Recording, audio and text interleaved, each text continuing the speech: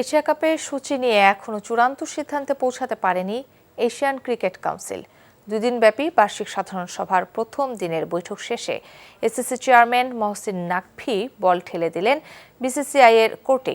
এদিকে সভায় প্রতিটি দেশের প্রতিনিধিত্বের কৃতিত্ব বিসিবি সভাপতিকে দিয়েছেন তিনি। নিলয় মজুমদারের রিপোর্ট। নানান শঙ্কা আশঙ্কার পর অনুষ্ঠিত হয়েছে এশিয়ান ক্রিকেট কাউন্সিলের বার্ষিক সাধারণ সভা। অনিশ্চয়তা থাকলেও ভারত এই সভায় যোগ দিয়েছে ভার্চুয়ালি। এছাড়াও উপস্থিত ছিলেন বাকি 24 দেশের প্রতিনিধিরা। যদিও 2 দিনব্যাপী সভার প্রথম দিন শেষে এশিয়া কাপের সূচি নিয়ে কোনো চূড়ান্ত সিদ্ধান্তে আসতে পারেনি এসিসি। সাম্প্রতিক রাজনৈতিক টানাপোড়েনে ভারত পাকিস্তান একে অপরের বিপক্ষে খেলবে কিনা তা নিয়েও আলোচনা চলমান রয়েছে বলে জানিয়েছেন মহসিন নাকভি।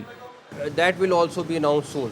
এশিয়া কাপের সূচি নিয়ে আমরা বিসিসিআইয়ের সঙ্গে কাজ করছি। আশা করছি আমরা দ্রুতই এটা সমাধান করতে পারবো।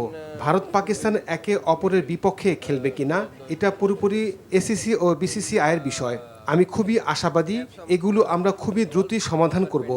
And we'll get it done as soon as possible. Bharat সহ কয়েকটি দেশের বাংলাদেশে না আসার বিষয়টি স্বাভাবিকভাবেই দেখছেন এসিসি চেয়ারম্যান।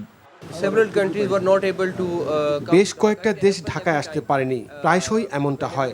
আমি যেমন আইসিসির সবাই কাজের জন্য যেতে পারিনি, এটা খুবই স্বাভাবিক ব্যাপার। বেশিরভাগ সদস্য দেশই এসেছে, বাকিরা সূচির কারণে পারেনি। সবচেয়ে ভালো বিষয় সবাই আমাদের 25টি দেশই তাদের উপস্থিতি জানান দিয়েছে। point is which is good for সবার অংশগ্রহণ নিয়ে শঙ্কা থাকলেও সভায় প্রতিটি দেশ উপস্থিত থাকার কৃতিত্ব বিসিবি সভাপতি আমিনুল ইসলাম বুলবুলকে দিয়েছেন Mohsin Naqvi. Niloy Majumdar, NTV news, Dhaka. Bundle থাকলে প্রতি সেনমানিতে টাকা বাঁচবে। বিকাশ সেনমানি বান্ডেল কিনে জিতুন প্রতি লেনদেনে।